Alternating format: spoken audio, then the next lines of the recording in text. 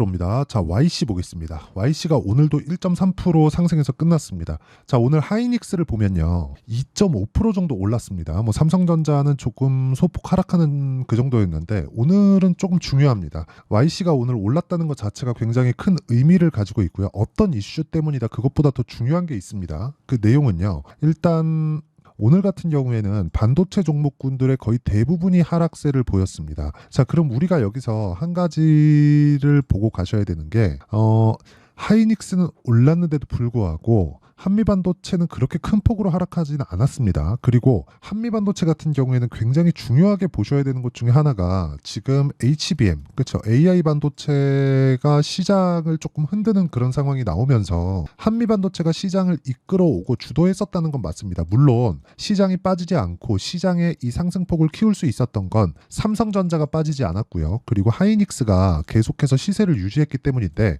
여기서 여기 그 반도체 관련 종목군들의 계속된 강세가 나오는 이유가 지금까지 제가 이 간단하게 말씀드렸던 이런 내용 때문이라는 거죠. 하이닉스가 시장을 받치면서 이끌고 왔고 그리고 한미반도체 같은 중대형급 종목들이 시장을 견인해서 끌어올린 그런 상황입니다. 근데 이런 움직임을 만든 게 지금 1년 정도 시간이 지났거든요. 근데 우리가 여기서 한번 생각해 봅시다. 1년 동안 오른 주식이 아직까지도 큰 조정 없이 물론 중간중간에 횡보하는 구간이 있었습니다. 예를 들어서 이런 거예요. 한미 반도체, 그쵸? 한미 반도체 이렇게 보면 이 구간에 한미 반도체라고 해서 이런 구간에 계속해서 상승세를 보인 게 아니라 상승하는 구간이 조금 있었고 그리고 횡보하는 구간이 있었고 그리고 다시 재상승하는 구간이 있었다는 거죠.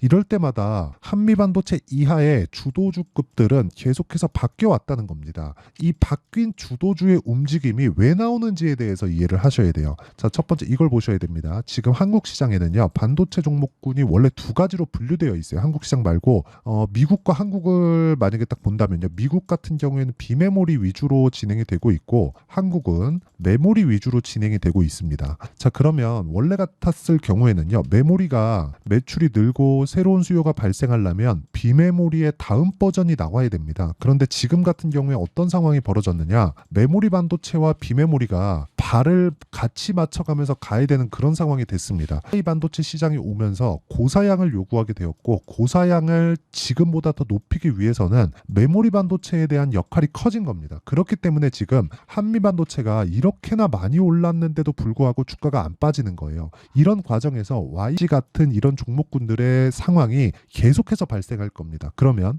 오늘 같은 경우에 지금 반도체 종목군들이 상당히 안 좋았습니다. 하이닉스가 반등이 나왔는데도 불구하고 예를 들어서 이런 거예요. 관련주들의 움직임을 보면 PSK 홀딩스 보여드리겠습니다. PSK 홀딩스. 자, 내용 보면 어때요? 오늘 4% 빠졌고요. 그리고 여기 뭐 몇 가지만 볼게요. 일단 뭐 하나 마이크론 4% 빠졌고요. 그리고 뭐 동진 세미캠 또 2% 빠졌습니다.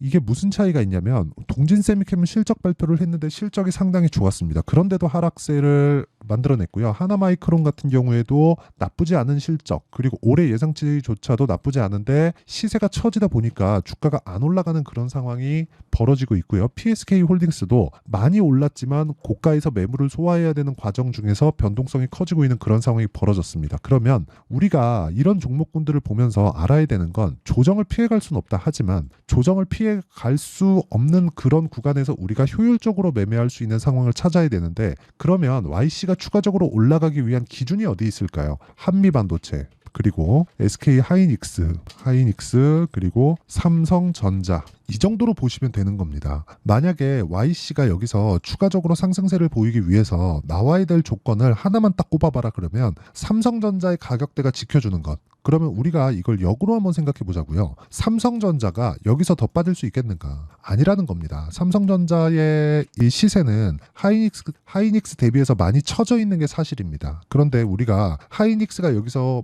추가적으로 올라갈 수 있는 상황이 나온다.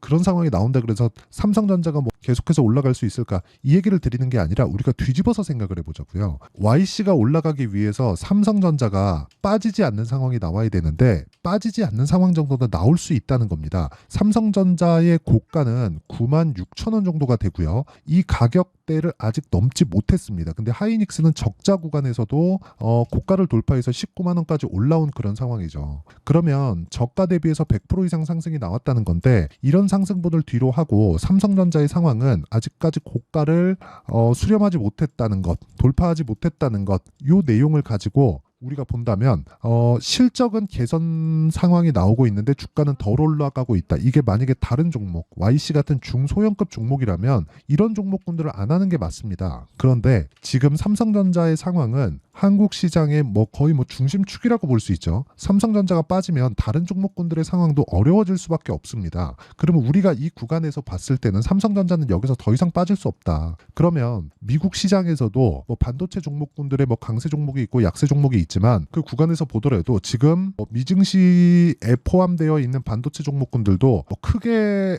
엔비디아의 실적이 남겨두고 있지만 크게 위험 요소를 뜰 건 없다는 거죠. 그러지 않았다면 삼성전자의 가격대가 이 가격대에서 머물러 있을 수 없다는 겁니다. 그러면 가장 간단하게 표현 딱 해드리겠습니다. 삼성전자가 충분히 가격적인 부담이 있기 전까지는 YC와 같은 그렇죠. 강한 반도체 종목군들의 시세는 계속될 수밖에 없다. 이 구간에서 우리는 타점을 잡는 게 중요하다는 겁니다. 얼마에 살래? 그리고 내가 얼마에 어디까지 보유할래? 그리고 보유 기간은 어디까지 가져갈래? 이게 가장 중요하다는 거고 이 내용에 대해서 맞춰가려면 무조건 단기 보유 전략에 맞춰서 매매가 진행되어야 된다는 점이 가장 중요합니다. 그래서 제가 계속해서 말씀드리는 가격을 얼마에 잡을지 그리고 내가 보유 기간을 얼마를 가져갈지 그렇죠. YC의 가격과 단기 보유 전략이 가장 중요하다는 겁니다. 무조건 세력들의 움직임을 내가 파악하고 있는 게 중요한데 세력들의 움직임을 내가 정확하게 파악하고 언제 매수할지는 모르죠. 하지만 이 매매 구조에 대해서 내가 이해를 한다면 다시 말씀드리지만 올라가는 구간에서 매집을 한다는 걸 반드시 아셔야 됩니다. 근데 삼성전자가 추가적으로 이 구간에서도 마찬가지잖아요. 삼성전자가 가격대를 지켜주고 있을 때 충분히 하락 구간을 맞추고 있을 때 그랬을 때 YC가 튀기 시작했고 삼성전자가 안 빠지는 상황이 나오니까 YC가 가격을 버텨주고 있다는 거죠. 이 구간에서 우리가 매수를 할 수 있는 상황을 만들어내야 된다는 겁니다. 그러면 이 가격대에서 내가 꾸준하게 수익을 내려면 다시 말씀드리지만 여기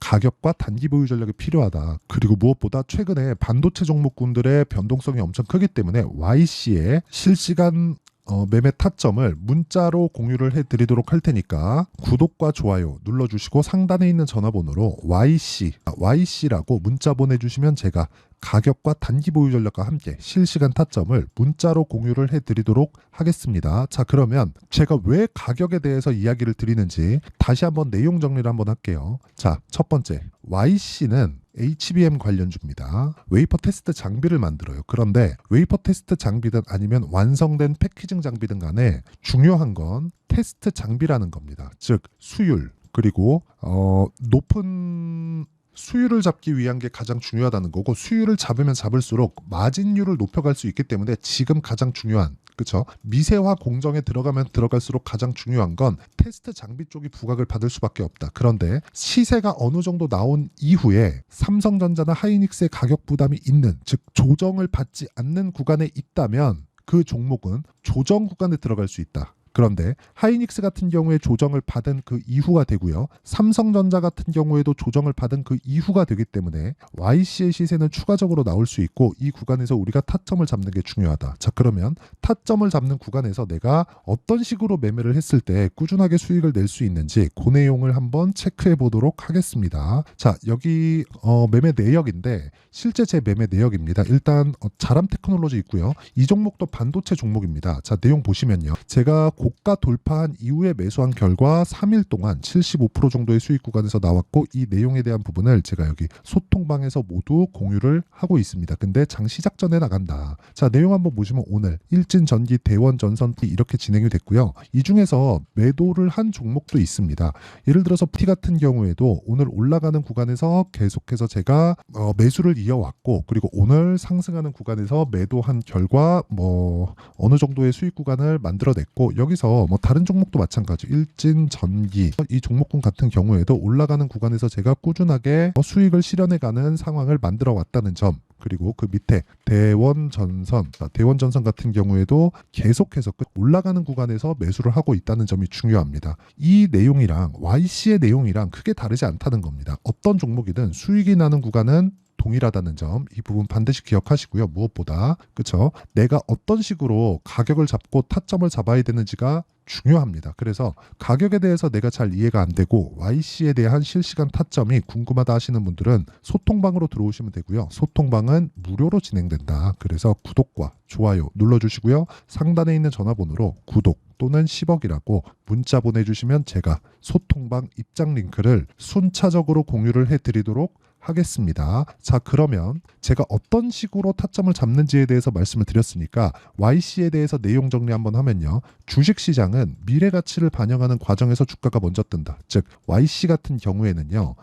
지금 실적이 좋아서 올라가는 게 아니라 앞으로 좋아질 수 있는 실적에 대한 부분이 있기 때문에 주가가 계속해서 올라가는 상황을 만들 수 있다는 거고, 기준이 되는 건 하이닉스와 삼성전자를 봐야 된다는 건데 삼성전자와 하이닉스에 대한 가격 부담은 없다는 겁니다. 그러면 이 구간에서 우리가 봐야 되는 건 철저하게 타점을 보자. 이 타점에 대해서 어떻게 분류하고 어떻게 판단해서 어느 정도의 성과를 낼 수 있을지를 제가 다 이해를 시켜드리도록 할 테니까 영상 끝까지 시청하시고요. 모든 분들이 성공 투자하셨으면 참 좋겠습니다. 자, 24년도가 돼서도 시장은 여전히 어렵습니다. 자, 근데 시장은 항상 어려울 거예요. 앞으로도 계속해서 어려워질 겁니다. 자, 근데 제가 매월 대시세 종목을 구독자분들에게 공개를 합니다. 자, 내용을 보면 12월 달에 실제 공개를 했었던 강프로의 대시세 종목에 대한 내용인데 대기업을 상대로 안정적인 매출 구조를 가지고 있고요. 그리고 현재 주요 거래처는 삼성전자, 인텔, 하이닉스, TSMC, 해외에 반도체 관련된 기업이라는 걸 알 수 있죠.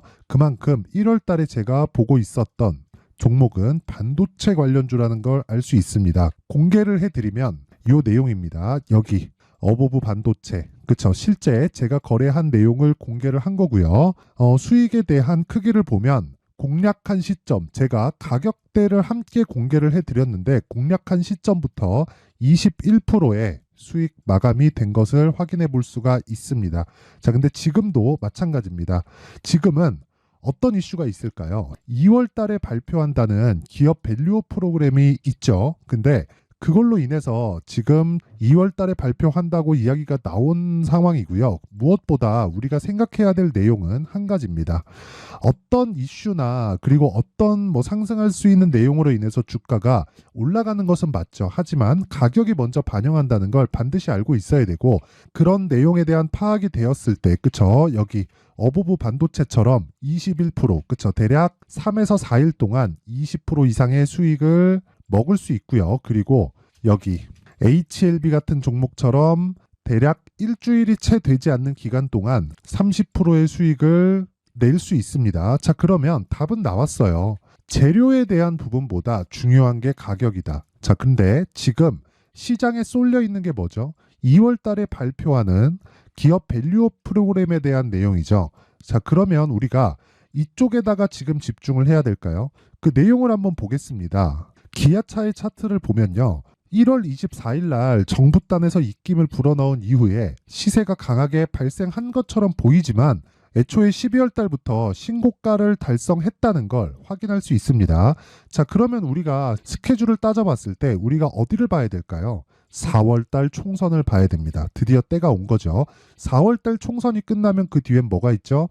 대선 전국으로 들어갑니다. 그러면 우리는 4월 달 총선부터 시작해서 대선까지 이어질 수 있는 종목을 찾는 게 정말 중요합니다. 그게 정부 정책의 방향과 그리고 스케줄에 맞춰서 가는 거예요. 정치적인 상황에 따라서 주가가 움직이는 걸 우리는 수도 없이 많이 봐왔기 때문에 스케줄에 맞춰서 가는 게 지금으로서는 답이 될 수 있습니다. 그리고 무엇보다 어느 정도의 시세를 내는지 그 첫 번째 단계인 상황을, 그쵸? 제가 12월 달 밝혀드렸었던 대시세 종목으로 이미 공개를 해드렸기 때문에, 그쵸?